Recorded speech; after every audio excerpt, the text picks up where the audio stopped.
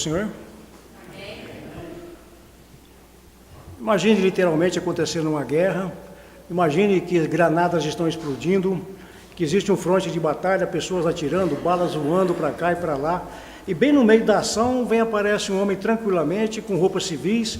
Esse homem vai caminhando, absorvido na leitura de um jornal, e quem está de fora observando aquela situação toda fala assim: se ele não tomar ciência do que está acontecendo, isso não vai prestar. Vai acontecer uma tragédia, isso não vai ficar bom para esse homem aí. E alguém pode até adverti-lo e dizer: você não está sabendo que está acontecendo uma guerra? E gritar para ele, para que ele mude de rumo, de atitude. E o que nós observamos? Que na realidade muitas das pessoas estão exatamente como esse homem, estão ignorando um conflito que é evidente, que está acontecendo. E é uma guerra ainda com consequências muito maiores e muito piores do que uma guerra em que se pode matar apenas o corpo. Mas essa guerra que está acontecendo é uma guerra que pode liquidar a pessoa espiritualmente. Paulo admoestou a Timóteo a combater o bom combate na fé. 1 Timóteo capítulo 6, versículo 12. A participar dos sofrimentos como bom soldado de Cristo Jesus. Em 2 Timóteo capítulo 2, versículo 3. E ele disse aos Efésios também: porque a nossa luta não é contra o sangue e a carne, e sim contra os principados e potestades, contra os dominadores desse mundo tenebroso, contra as forças espirituais do mal nas regiões celestiais. Efésios capítulo 6, versículo 12. O livro de Apocalipse fala de uma guerra em que nós estamos lutando. O texto que foi lido agora, capítulo 12, versículos 13 a 17, e lemos também o versículo 17 especificamente, que diz: irou-se o dragão contra a mulher e foi pelejar contra o restante da sua descendência, os que guardam os mandamentos de Deus e têm o testemunho de Jesus. E se pôs em pé sobre a areia do mar. E aí nós podemos imaginar e começar a pensar: por que será que Satanás odeia-nos tanto? Por que será que ele resolveu infringir uma batalha de morte contra nós? Quais são os motivos por que ele decidiu fazer isso? E nós vamos começar dizendo a respeito de uma batalha que o diabo jamais vencerá. Embora ele esteja pelejando, ele esteja lutando, ele esteja na batalha, essa batalha jamais ele vencerá. Primeiramente, nós identificamos uma perseguição. Quando, pois, o dragão se viu atirado para a terra, perseguiu a mulher que dera luz a um filho varão. Não vamos entrar muito nos detalhes, mas eu vou adiantar para você que essa mulher é a igreja. Então, ele decidiu, ele primeiramente quer que o objetivo de Satanás. Jesus veio, realizou seu ministério. Então, ele observou e falou assim: então era isso. Então, se eu matar Jesus, fica tudo certo e minha situação está resolvida. Então, ele intentou, planejou colocar Jesus na cruz. Mal sabia ele que era onde Jesus realmente queria estar. Então, até ele contribuiu para que o plano de Deus pudesse ser realizado. E Jesus foi para a cruz. Mas depois que ele decidiu a perseguir Jesus e não conseguiu, porque Jesus foi resguardado e guardado à destra de Deus, então ele diz: agora, o que eu vou fazer? Eu vou perseguir a mulher que deu origem, você vai perseguir a igreja, eu vou perseguir a quem deu origem a Jesus. E ele foi nessa afã, nessa necessidade, nessa vontade que ele tem de perseguir a igreja. Então nós vimos que ele incita uma perseguição, ele começa numa feroz perseguição contra a mulher que havia dado luz ao varão. Então nós vemos no versículo 13, ele está confirmando essa perseguição do diabo à igreja. Essa perseguição já tinha começado ali nos dias de João, mas ela estava prestes a piorar. Nós já vimos ali nos dias de João muitos cristãos sendo levados à morte por permanecer, por ter um testemunho fiel de Jesus, mas a tendência era piorar. Mas Deus resguarda e prevê uma proteção para a igreja do Senhor. Versículo 6, aí do capítulo 12, nós vimos: a mulher, porém, fugiu para o deserto, onde lhe havia Deus preparado lugar, para que nele a sustentassem durante 1260 dias. Dos versículos 14 até o 16, temos ainda a proteção de Deus. Foram-lhe dadas à mulher 2 asas de grande águia, para que voasse até o deserto, ao seu lugar, aí onde é sustentada durante um tempo, tempos e metade de tempo, fora da vista da serpente. 1260 dias, 3 anos e meio também. Então a serpente arrojou da sua boca atrás da mulher água como um rio, a fim de fazer com que ela fosse arrebatada pelo rio. A terra, porém, socorreu a mulher, e a terra abriu a boca e engoliu o rio que o dragão tinha arrojado de sua boca. Se nós retomarmos aí no capítulo 12, versículos 1 a 4, nós vamos ver a descomunalidade, a desproporcionalidade dessa perseguição.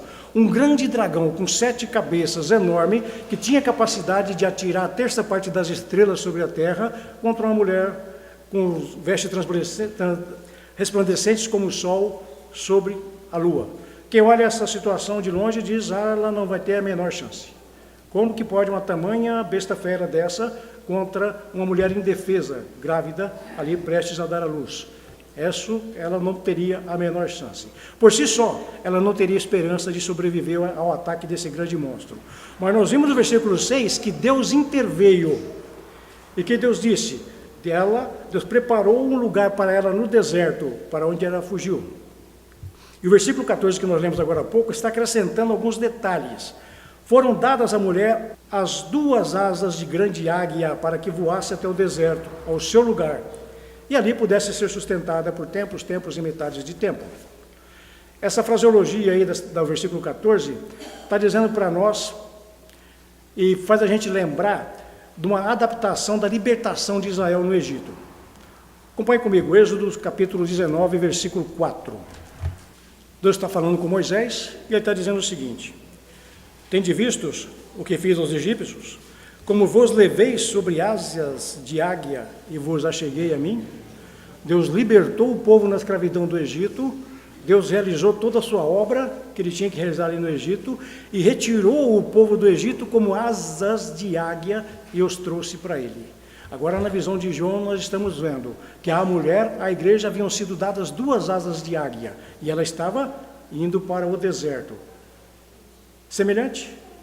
Parece igual, a mesma coisa. O que aconteceu lá no Egito está acontecendo agora de novo na visão de João, a igreja, o povo de Deus sendo resguardado, sendo guardado, protegido por Deus no deserto. Quando Deus leva o seu povo então sobre asas de águia, ele os guiou esse povo pelo deserto, assim como a mulher fugiu para o deserto que havia sido preparado para ela. As mentes do que estavam familiarizados com as peregrinações ali do povo de Deus, lá no Antigo Testamento, vai receber ali na lembrança toda essa situação quando a gente lembra da palavra deserto. Quando é dita deserto, nós lembramos das coisas que aconteceram naquele tempo. Vejamos alguns aspectos dos desertos que estão relacionados aí a Êxodo. Primeira coisa, não era fácil viver no deserto. Ele era seco, quente e repleto de criaturas venenosas. Segunda coisa, o deserto, foi no deserto que o povo de Deus estava livre da escravidão egípcia. Lá no Egito não tinha deserto, mas tinha opressão, tinha escravidão. No deserto eles estavam livres. Terceiro ponto, foi ali que Deus os guiou com a coluna de fogo e protegeu de seus inimigos. No deserto em que Deus protege o seu povo. Quarto ponto, um fato que significa especial, de significado bem importante, é que Deus sustentou ali todos os dias. Ele provia maná vindo do céu, ocasionalmente até cordonizes, até carne enviou para eles, e fornecia também água quando era necessário. Então Deus cuidou, sustentou o seu povo no deserto. Sabemos também que nunca foi plano de Deus que o deserto fosse o ponto final da viagem, mas era apenas um intercâmbio, um interlúdio para que se chegasse à Terra Prometida. É fácil a gente identificar alguns paralelos, então, entre esse deserto e o deserto que nós vemos agora no capítulo 12, para onde a mulher foi. Primeiro, os problemas da mulher não se acabaram porque ela estava no deserto. O versículo 14 está reforçando que ela ficou ali durante tempos e metades do tempo. Então, o versículo 6 usa essa expressão mais conhecida como 1260 dias. Ou seja, como nós sabemos em Apocalipse, 1260 dias, 3 anos e meio, é um período relativamente longo, mas com perspectivas de melhoras. Então, tinha solução e isso melhoraria, não duraria para sempre. E aí observamos o seguinte, mesmo quando a mulher estava no deserto, o dragão tentou destruí-la. Todavia, no deserto, a mulher estava livre, pelo menos do domínio do dragão, como nós lemos aí no 12, do 9 ao 11. E o versículo 14 está afirmando que ela estava fora do alcance da serpente. Outro paralelo: o deserto era um local preparado por Deus, era o lugar em que Deus poderia ajudá-la. Os versículos 6 e versículo 14 em especial reforçam que esse deserto era um lugar de sustentação. A mulher foi sustentada durante esses 3 anos e meio de tribulação, privação ou provação. Ou seja, Deus cuidou de sua igreja em tempos difíceis, em tempos de opressão, em tempos de tribulação e de provação. E tudo isso era uma preparação para que fosse alcançada a terra prometida, onde Deus vai enxugar dos olhos toda lágrima e a morte não vai existir. A igreja passa por tribulação, por opressão, por dificuldade. Isso está dentro dos 3 anos e meio, um tempo de tribulação com perspectiva de dias melhores, onde o Senhor virá, enxugará dos olhos de toda lágrima e a morte não vai existir. Na Apocalipse capítulo 21, versículo 4. Uma outra aplicação espiritual que nós podemos fazer seria: nós como cristãos, independentes da nossa posição geográfica, se nós estamos em Presidente Prudente, Narandiba ou São Davolina, seja lá onde nós estejamos, diz em Colossenses capítulo 3, versículo 3, que a nossa vida está oculta juntamente com Cristo em Deus. Estamos resguardados e protegidos no Senhor. Efésios capítulo 1, versículo 3 diz: você foi abençoado com toda sorte de bênçãos espirituais nas regiões celestiais. Esse simbolismo do deserto reforça uma verdade ensinada por todo Apocalipse. Deus provê de maneira especial os que a Ele pertencem e cuida deles. Não devemos nos preocupar, nós sabemos muitas outras tantas passagens que existem na palavra do Senhor, que Ele provê e Ele cuida de nós, se nós estivermos confiando nele. O fato de a mulher ter voado para longe não significou que o Satanás não estivesse disposto, que ele estivesse disposto a desistir. Ele é persistente. Se nós podemos identificar isso como uma qualidade, ele tem lá a sua persistência e ele insiste naquilo que ele quer fazer. Satanás, ele é persistente na sua resolução de perseguir a igreja. Veja no versículo seguinte que diz: então a serpente arrojou da sua boca atrás da mulher água como um rio, a fim de fazer com que ela fosse arrebatada pelo rio. Vamos idealizar e planejar e imaginar a sequência dramática que sucedeu na sequência da história. Quando a mulher subiu voando, o que aconteceu? O dragão foi atrás dela. Então imagine, a mulher recebeu 2 asas de águia e saiu voando em direção ao deserto. O dragão, descomunal, grande e enorme, com seus poderes, saiu voando atrás dela. Mas ela pousou. Então, quando ele chegou ao local, parece que ele não conseguiu entrar. Deus o impediu, ele não foi permitido, ele estava longe do alcance do dragão. Mas isso não o deteve. O que ele faz? Ele tinha um plano alternativo: arrebatá-la por meio de um rio. Então, a perspectiva de uma enchente avassaladora pode ser extremamente preocupante. Não temos rios perto de nós, mas imagine o rio Paraná subindo no nível tanto que a água chegue aqui em Presidente Prudente, né? Daqui para lá todo mundo vai ficar seriamente preocupado com isso, e nós certamente que sim. Essa perspectiva do enchente realmente é muito preocupante. Então, visto que cheia inundação do versículo 12 está vindo da boca do dragão, o que nós vamos pensar basicamente a respeito disso? Que seriam as palavras que são proferidas para prejudicar, destruir os cristãos do primeiro século. Não somente eles, mas nós, nos dias de hoje também. Veja, mentiras sobre eles que resultariam em perseguição. Então, Satanás, quando ele desistiu por falta de capacidade de perseguir a Jesus, não foi permitido a ele fazer isso, ele decide perseguir a igreja do Senhor. E nessa perseguição o Senhor a protegeu e resguardou a igreja dele também. Então o que ele faz? Ele joga um rio de mentiras sobre a igreja do Senhor para poder destabilizá-la, para poder tirar. Então, usou esse tipo de mentiras para resultar em perseguição lá no primeiro século. Usou palavras ameaçadoras para pressioná-los a cederem. Então, naquele tempo, naquele contexto, era assim: você continua com Jesus ou você vai adorar a imagem do imperador? Então, ele usava: se você não fizer as coisas do jeito que nós estamos pretendendo que você faça, você vai sofrer as consequências. Então, esse tipo de palavras, esse tipo de ideias jogado ali para os cristãos para fazerem desistirem do caminho. Podem ser identificadas também como palavras, como ensinamentos errados para desviá-los do caminho.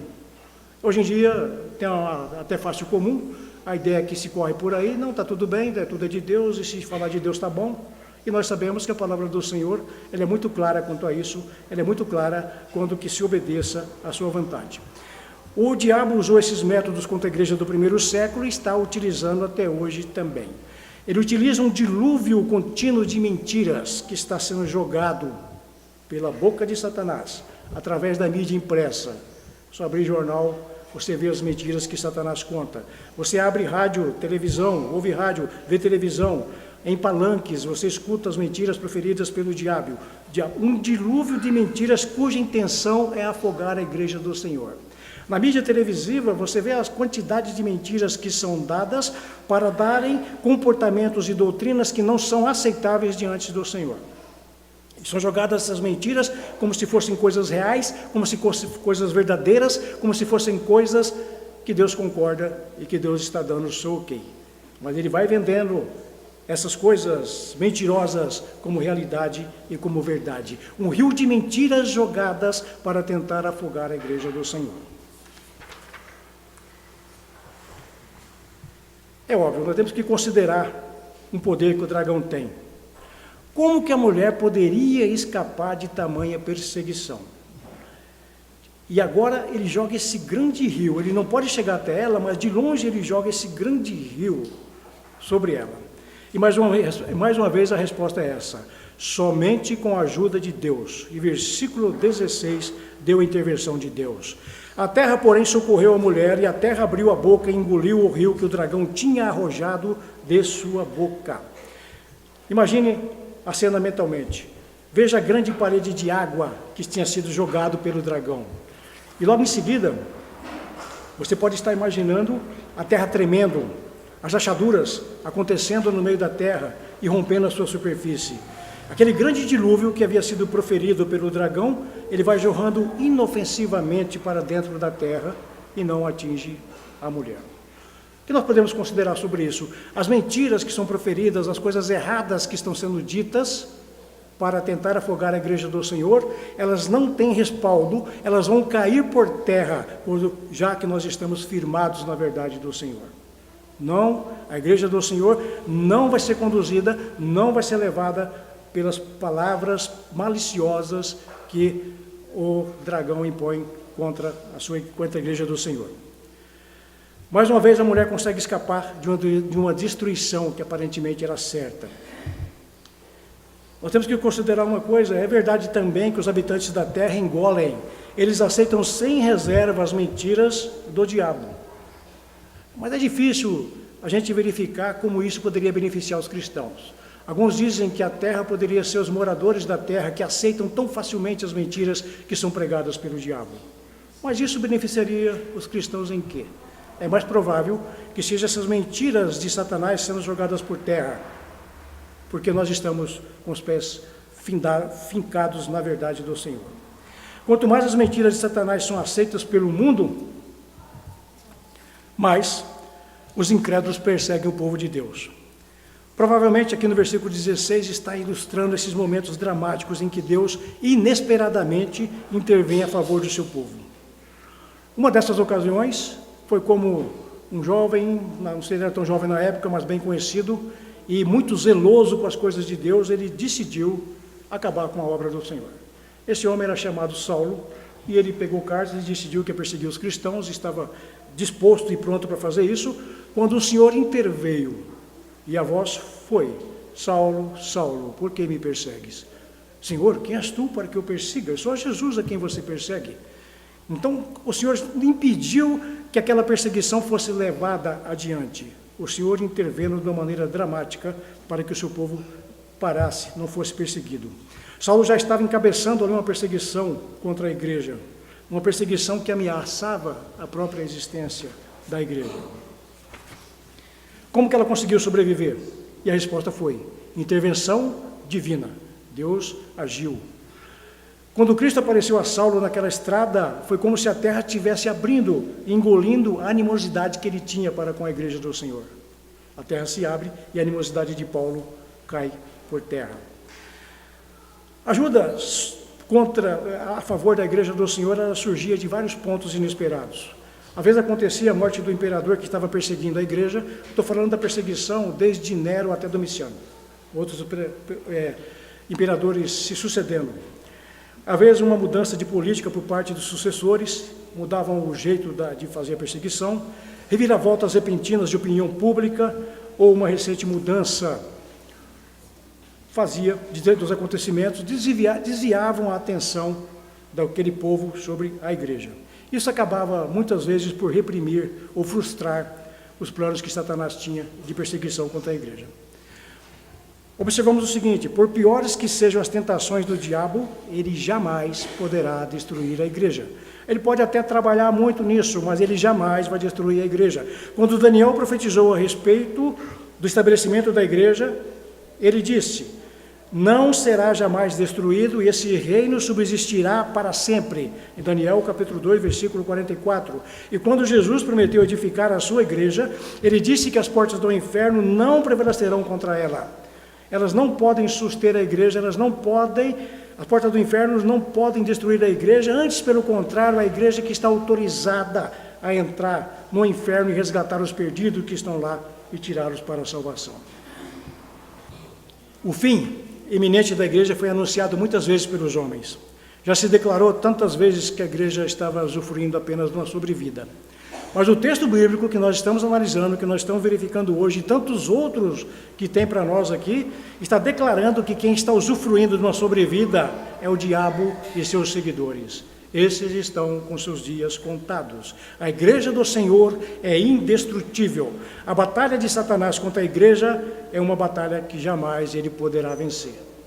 Enquanto nós, quanto a igreja do Senhor, quanto o povo de Deus, poderemos ficar guardados e protegidos no Senhor, essa é uma batalha inglória para ele.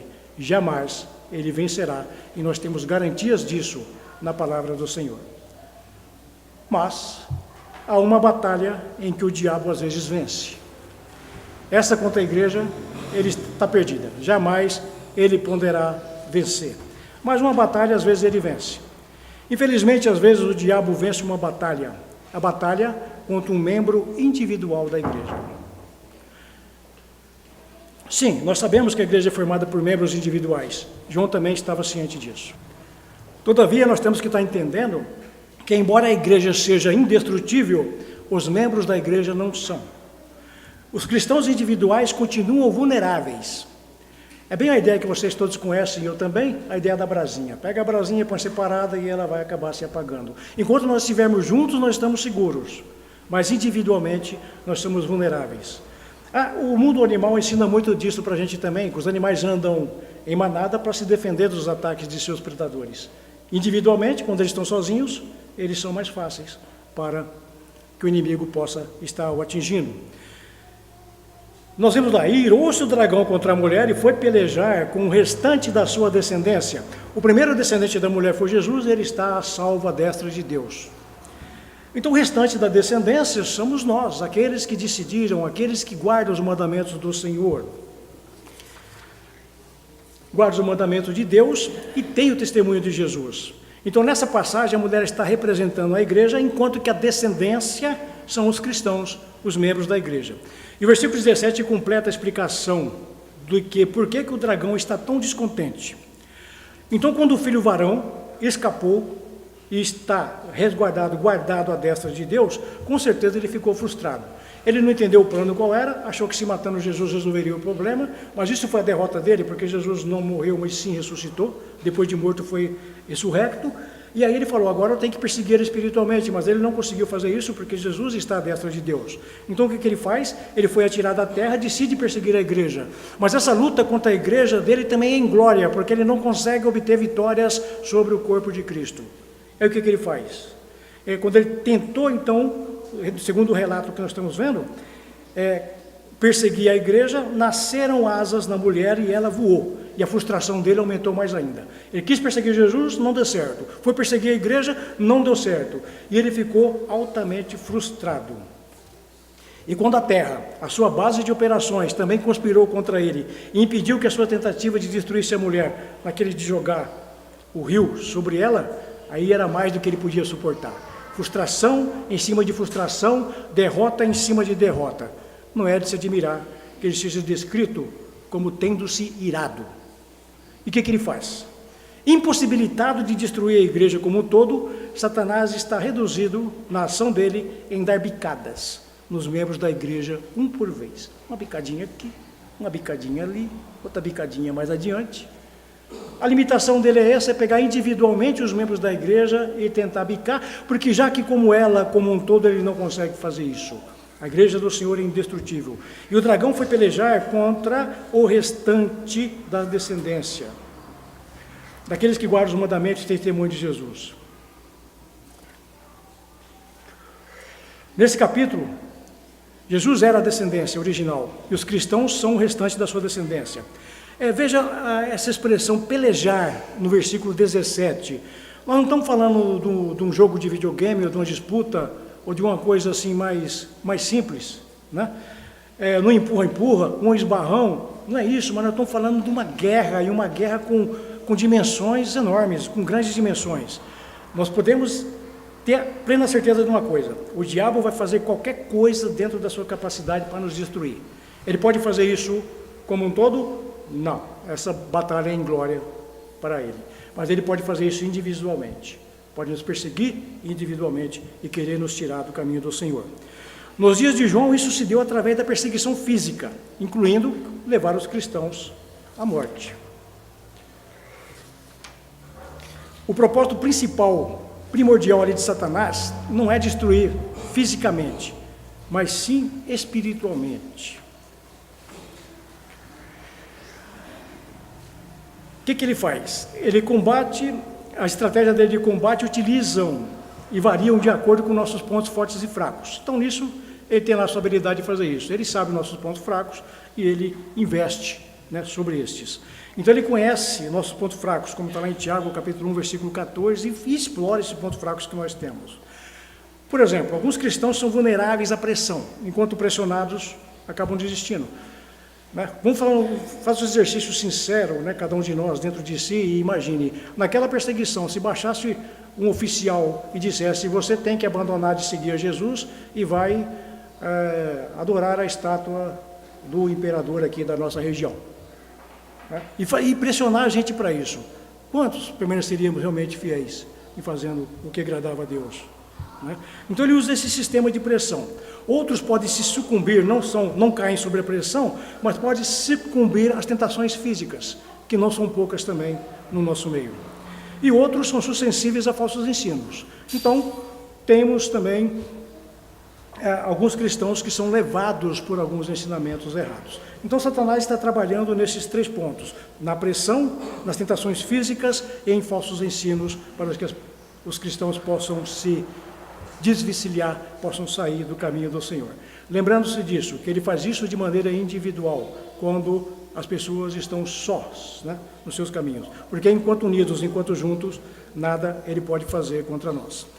Para que Satanás não alcance, então, vantagem sobre nós, nós não podemos ignorar os seus desígnios, não podemos ignorar as coisas que ele é capaz de fazer. Em 2 Coríntios, capítulo 2, e versículo 11, fala isso para nós. O que nós precisamos fazer? Considerando, então, essa compulsão que o diabo tem de nos destruir, como resistir aos seus ataques, que é de dia e de noite? Isso só pode ser feito com a ajuda de Deus, só pode ser feito com a ajuda do Senhor. A palavra de Moisés, naqueles tempos, são pertinentes hoje também, quando foram da primeira vez que ele disse. Veja, em Deuteronômio, capítulo 31, versículo 6, ele disse assim: sede fortes e corajosos, não temais, nem vos atemorizeis diante deles, porque o Senhor vosso Deus é quem vai convosco, não vos deixará, nem vos desamparará. Por outro lado, nós não podemos simplesmente ficar sossegado, tranquilo e esperar que Deus faça tudo sozinho. Nós temos alguma coisa para fazer que Ele espera que nós façamos. Ele espera que a gente faça a nossa parte. Em Efésios capítulo 6, ele nos deu os meios, nos deu as ferramentas, o que nós podemos utilizar, a armadura que nós temos que usar para estar nos livrando das investidas de Satanás. Em Efésios capítulo 6, versículos 10 a 18. Vamos prestar atenção nessa passagem, especificamente na expressão o escudo da fé. Utilizando o escudo da fé. Na sua primeira epístola, João falou aos que haviam vencido o maligno e utilizavam o escudo da fé. Depois ele fala como isso pode ser feito. Essa é a vitória que vence o mundo, é a nossa fé. Enquanto nós alimentamos a nossa fé, nós esforçamos em permanecer com a fé firme e vívida diante do Senhor, isso nos dá subsídio para resistir às investidas de Satanás. No finalzinho de Apocalipse 12 está enfatizando como essa fé vitoriosa deve ser expressa. No versículo 17 diz isso: a descendência da mulher é descrita pelos que guardam os mandamentos de Deus e têm os testemunhos de Jesus. E esses somos nós. Temos os mandamentos de Deus, não somente os temos, mas também obedecemos os mandamentos de Deus e temos os testemunhos de Jesus. Nós testemunhamos a Jesus e Ele também dá testemunho de nós. Devemos ser obedientes. Tantas outras passagens dizem nas Escrituras que nós devemos obedecer a Deus em todas as coisas, no que Ele ensina, no que Ele espera que seja feito. Jesus disse aos seus discípulos: se me amais, guardareis os meus mandamentos. Isso permanece até hoje. Muita gente por aí está dizendo: eu amo a Deus, eu amo a Jesus, mas não querem guardar os mandamentos dele. E quando ele diz que determinada coisa tem que ser feita do jeito dele, é do jeito dele que há que ter feita. E se essa coisa que ele espera que seja feita, ela não é do meu agrado, mas é do agrado dele, então tem que se sacrificar a sua própria vontade e satisfazer a vontade do Senhor. Então, se vocês me amam, vocês guardam os meus mandamentos. Foi o que ele disse para os seus discípulos, foi o que ele disse para nós. Infelizmente, pessoas querem muito amar a Jesus, amar a Deus, mas não querem guardar os seus mandamentos. Além disso, nós devemos ser obedientes, independentemente das consequências. Eu não vou ser tão bem visto assim pelos homens, e vou ter algumas consequências sobre obedecer a Deus da maneira que Ele espera que eu seja obedecido, independentemente das consequências. A vontade do Senhor deve prevalecer, a palavra do Senhor deve ser obedecida. Apocalipse capítulo 12, versículo 17, usa a palavra tem o testemunho de Jesus, não importa o que aconteça, não podemos desistir. Devemos permanecer firmes, e isso não é fácil. Os soldados nas guerras literais que tantas existem por aí, às vezes eles são tirados de seu dever, às vezes eles são baixados daquela tribulação que eles estão. Mas os cristãos estão sempre debaixo do fogo. Esse fogo que vem das forças do mal. Devemos dizer, assim como Davi disse: em Deus cuja palavra eu exalto, nesse Deus ponho a minha confiança e nada temerei. Que me pode fazer um mortal? Salmo 56, versículo 4. Enquanto nós temos confiança no Senhor, colocamos a confiança nele, que pode nos fazer um mortal. Vamos atentar para o seguinte, amados irmãos e amigos: estamos numa guerra, e uma guerra real. É uma guerra com um dos maiores inimigos que podia acontecer. Para vencer essa guerra, nós devemos dar o nosso melhor. Como Edson lembrou na abertura, não mais ou menos. Devemos fazer o nosso melhor para poder conseguir vencer essa guerra. E por fim, nós só podemos vencer por meio de Jesus. Nunca nos esqueçamos das palavras centrais desse capítulo. Capítulo 12, versículo 11. Eles, pois, o venceram por causa do sangue do Cordeiro e por causa da palavra do testemunho que deram, e mesmo em face da morte, não amaram a própria vida. Eis a receita para vencer o maligno: não amar a sua própria vida. A vitória já está garantida por causa do sangue do Cordeiro e por causa do que Jesus já fez. Só precisamos nos apropriar dessa vitória e permanecermos firmes na nossa fé, para não recebermos mais, aliás, ataques nós vamos receber do inimigo, mas que esses ataques não possam prevalecer sobre cada um de nós. Que Deus nos abençoe e nos ajude a permanecer firmes e fiéis no Senhor.